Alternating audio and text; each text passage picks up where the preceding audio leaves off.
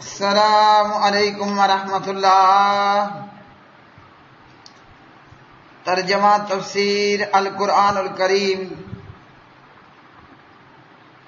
سبق نمبر 383، سورہ توبہ، آیت 103 تا 106، پارہ نمبر 11۔ اعوذ باللہ من الشیطان الرجیم۔ خذ من اموالہم صدقۃ تطہرہم وتزکیہم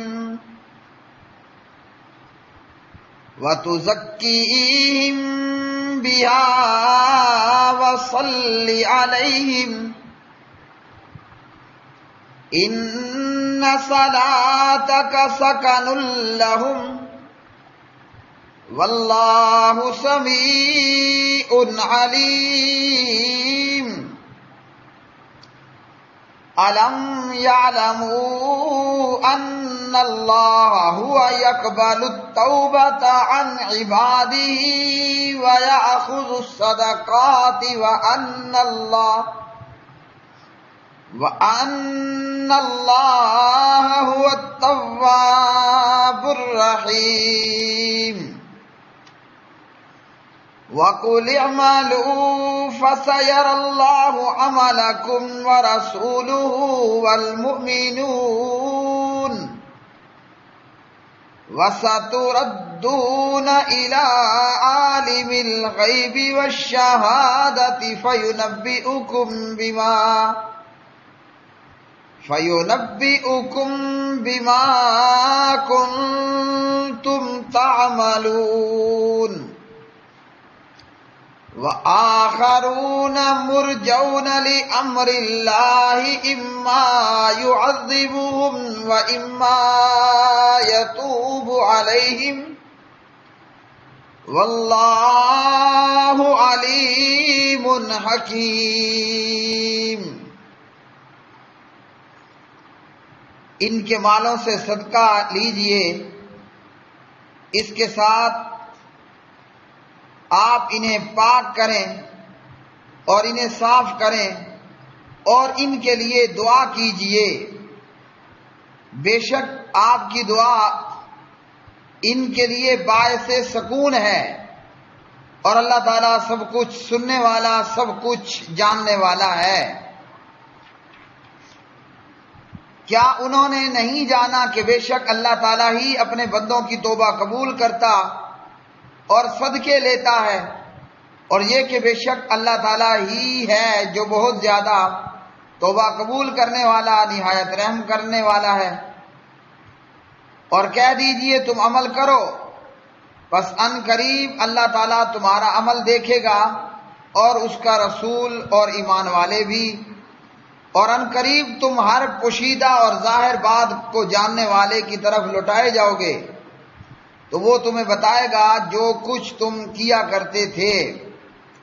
اور کچھ دوسرے ہیں جو اللہ تعالیٰ کے حکم کے لیے مؤخر رکھے گئے ہیں، یا تو وہ انہیں عذاب دے یا پھر ان پر مہربان ہو جائے، اور اللہ سبحانہ و تعالیٰ سب کچھ جاننے والا، کمال حکمت والا ہے۔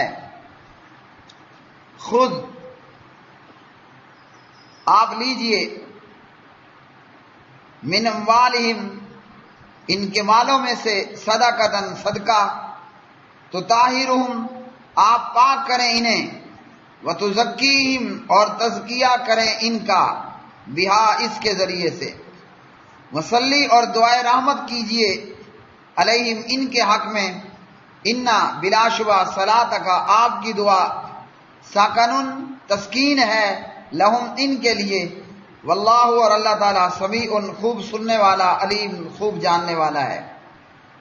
الم یعلموا کیا نہیں انہوں نے جانا، ان اللہ کہ یقیناً اللہ تعالیٰ، هو یقبل وہی قبول کرتا ہے، التوبۃ توبہ، ان عبادی اپنے بندوں کی، ویاخذ اور وہ لیتا ہے، الصدقات صدقات، وان اللہ اور یہ کہ بلا شبہ اللہ تعالیٰ ہوا وہی التواب بہت زیادہ توبہ قبول کرنے والا، الرحیم نہایت رحم کرنے والا ہے۔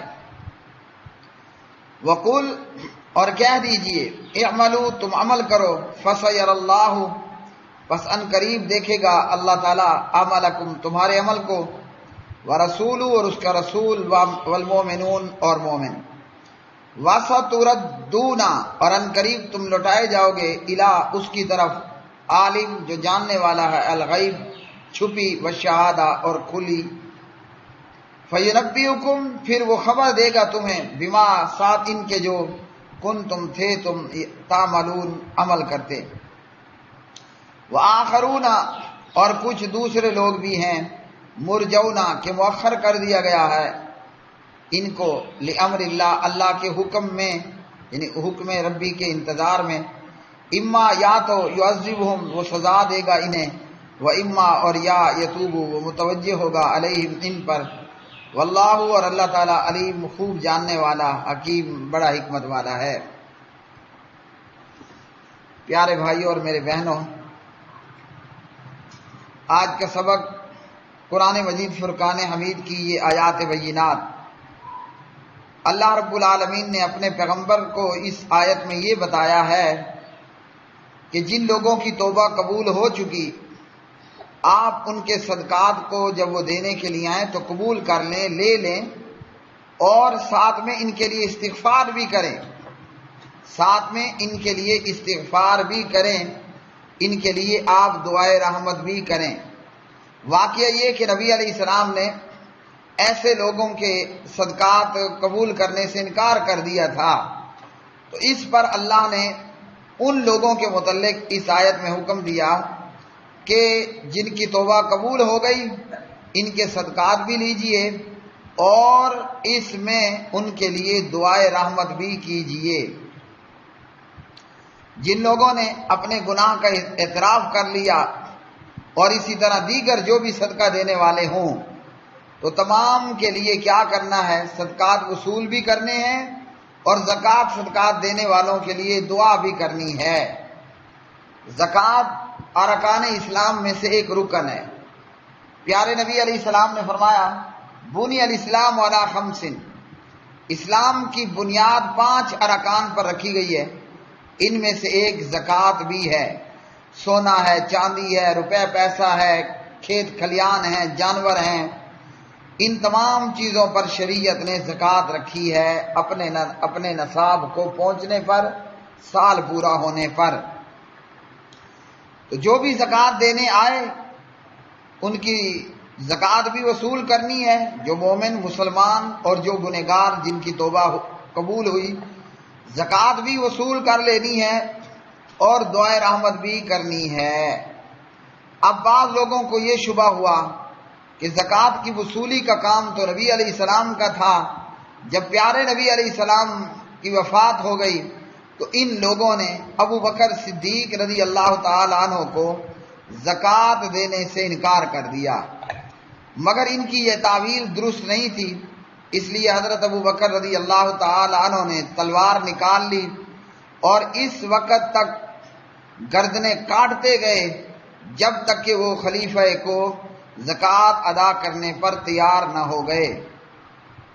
اور حضرت ابو بکر صدیق رضی اللہ تعالی عنہ نے فرمایا بکری کی پٹھوری اور ایک رسی یا 1 سال کی زکوٰۃ جو روکے گا، یعنی جس کے مال میں ایک چھوٹی سی بکری زکوٰۃ دینے کو پڑتی ہے، یا اونٹ کی 1 رسی یا 1 سال کی زکوٰۃ اگر کوئی روک لے گا جو وہ پہلے ادا کیا کرتے تھے، تو جناب صدیق نے فرمایا کہ میں ان سے جنگ کروں گا۔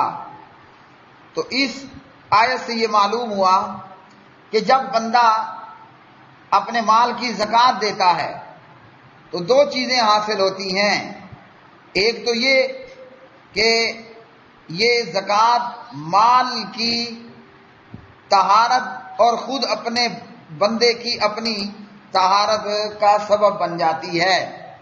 زکوٰۃ دینے سے بندے کا مال بھی پاک ہوتا ہے اور بندہ خود بھی پاکی کو پا لیتا ہے۔ اور زکوٰۃ اور صدقہ یہ ایمان کے دعوے دار کے اس دعوے کو دعوے کے سچا ہونے کو بھی ظاہر کرائے کہ صدقہ صدق سے ہے۔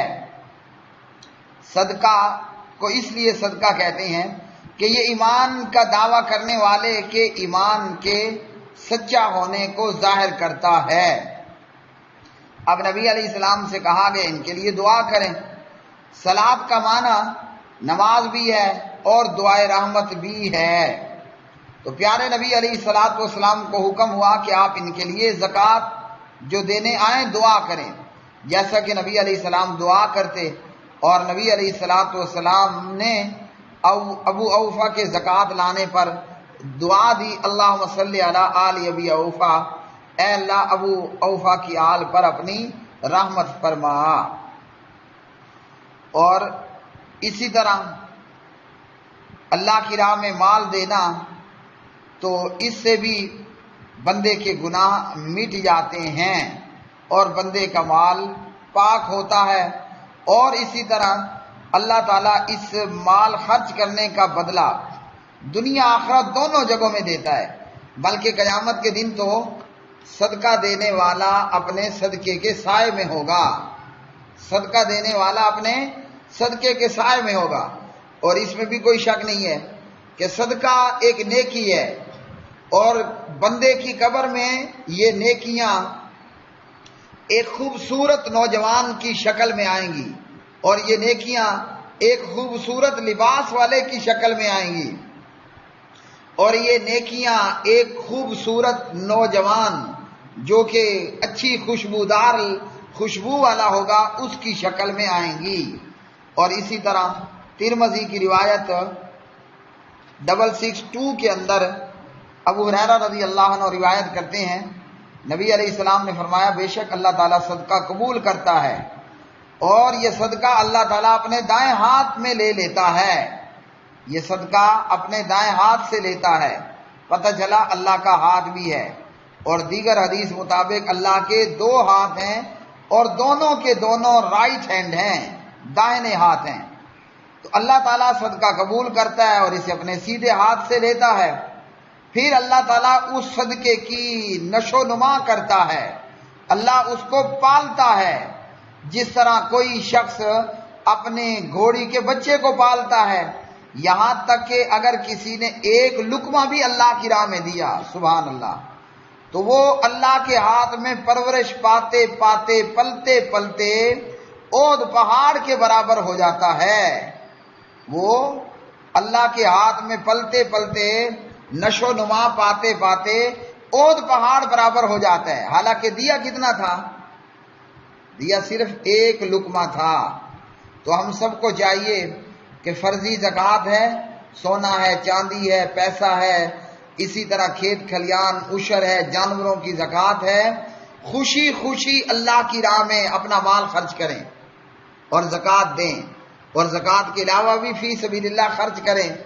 تو اگر ہم نے ایک لقمہ پانی کا ایک گھونٹ اور اگر ایک کھجور اللہ کی راہ میں اپنے حلال کے پیسوں سے رضائے الہی کی خاطر خرچ کر دیا تو وہ ایک پانی کا گھونٹ ہزاروں سمندروں سے بڑھ جائے گا۔ وہ کھجور کا ایک جو ہے وہ ایک کھجور نبی علیہ السلام نے فرمایا ایک لقمہ احد پہاڑ کے برابر ہو جائے گا۔ اور اگر آپ پوری کی پوری جناب ایک تھال سرید کا جا کر غریبوں کو کھلا دیں، مثال کے طور پر میں سیمپل دے رہا ہوں، آپ 1 سال سرید بنائیں جسے ہم اردو میں صوبت کہتے ہیں، سا کے ساتھ صوبت، یعنی آپ گوشت لیں، شوربہ بنائیں اور اس میں کیا کریں، روٹی کے ٹکڑے کر کے ڈالیں، یہ بن جائے گی صوبت اور سرید، ٹھیک۔ اور یہ جا کر مدرسے میں موجود قرآن پڑھنے والے بخاری پڑھنے والوں کو کھلا دیں۔ اب ایک تھال صوبت میں کتنے لقمے ہوں گے؟ 20 لقمے ہوں گے۔ آپ کا ایک تھال صوبت سرید جناب تیار کر کے مدرسے میں پڑھنے والے بچوں کو جا کر کھلانا، کوئی مرید کے میں ہے تو جامعہ دعویٰ اسلامیہ میں لے جائے، کوئی گجرانوالہ میں ہے تو جناب جامعہ محمدیہ لے جائے، کوئی فیصل آباد میں ہے تو جامعہ سلفیہ کے طالب علموں کے پاس لے جائے، اور اسی طرح کوئی کہیں اور پر موجود ہے۔ جب ایک لقمہ وہ اللہ کے ہاتھ میں پرورش پاتے پاتے اود پہاڑ برابر بن جاتا ہے، تو صحبت کا اور سرید کا پورا ایک تھال، اس میں کتنے لقمے ہوں گے؟ اللہ اکبر۔ اللہ تعالیٰ ہم سب کو توفیق عطا فرمائے۔ تو اس کے اندر کتنے لقمے ہوں گے اور وہ کس قدر پھر ثواب کا باعث ہوگا۔